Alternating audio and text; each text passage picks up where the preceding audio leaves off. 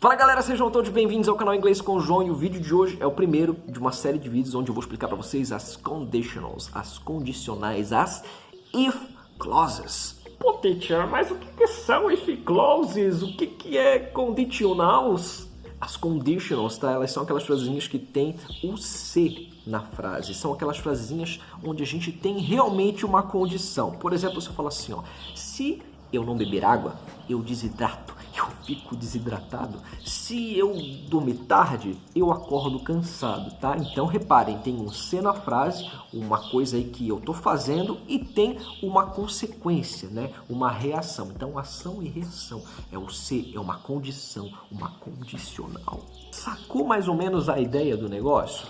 Beleza. A gente tem 4. Tem a zero conditional, tem a first conditional, tá aparecendo aí pra vocês, ó, vai anotando.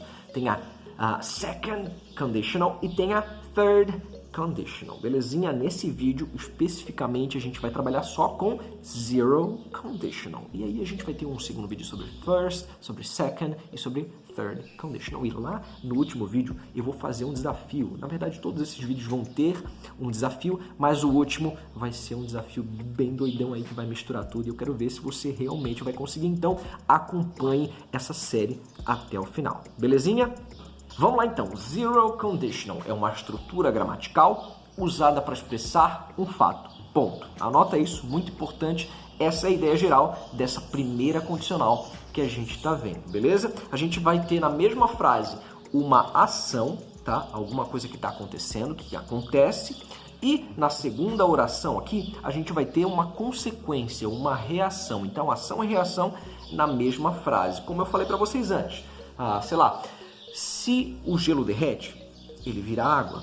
Se eu fico na chuva, eu me molho. Então, uma ação e reação, tá? Entendeu essa ideia? Belezinha, tá? Termos de estrutura aqui agora. A gente vai ter o if e na mesma estrutura aí condicional, né, nessa oração condicional que tem o if, a gente vai ter um verbo no presente. E depois na oração principal, a gente vai ter um verbo no presente também. Então, a estrutura básica aí é if present, present, ok? Anota aí, if present, present. Lembrando que quando a gente estiver falando de terceira pessoa do singular, a gente tem aquela conjugação diferentezinha, né? Lembra do ES, IES, o S? Eu vou deixar aqui no card para vocês, caso vocês tenham esquecido e queiram aí dar uma revisada no simple present, tá? Vocês têm que estar manjando da parada para saber certinho como fazer as conjugações aí da terceira pessoa do singular. Então vamos dar uma olhada em alguns exemplos aí para facilitar, tá? Ó, primeira frasezinha.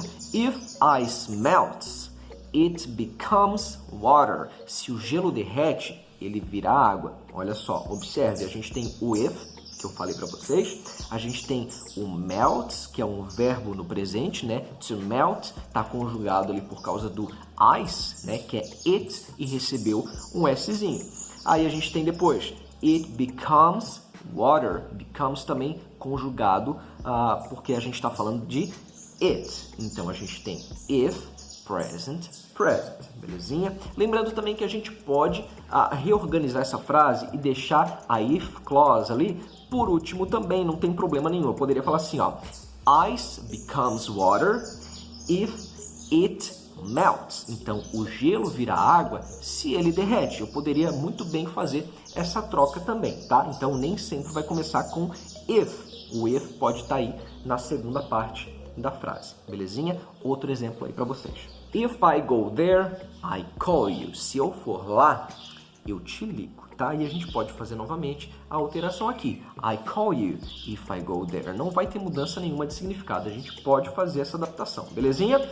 Reparem aqui que a gente teve a estrutura if, um verbo no presente, e um outro verbo no presente novamente, tá? A única coisa que teve de diferente aqui é que a gente não teve a conjugação lá do S, ES e IES. Por quê? Porque aqui a gente está falando de primeira pessoa do singular, tá? Meu Deus, os passarinhos aqui, então, olha só.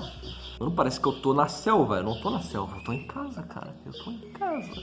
Mais uma frasezinha então pra gente reforçar bem, tá? If I get up late, I miss the bus. Se eu levanto tarde, eu perco o ônibus. A gente tem uma ação e uma reação.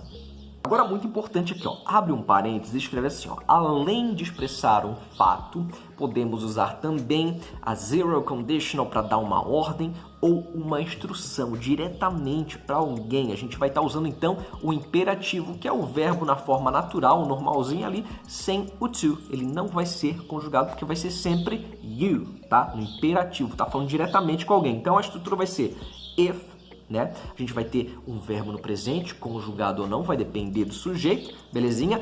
E depois a gente vai ter o verbo no infinitivo, tá? Porque a gente vai estar usando, então, o imperativo, belezinha? Vamos dar uma olhada nisso com um exemplo para ficar mais fácil. Vamos pegar mais ou menos a ideia do exemplo anterior, tá? Se eu levanto tarde, eu perco o ônibus, tá? Vamos pegar essa situação aqui, essa consequência, para ser a nossa oração condicional, né? Junto com o nosso if. Então, if I miss the bus, se eu perco o ônibus, tá? Se eu perder o ônibus, agora a gente tem que usar o imperativo.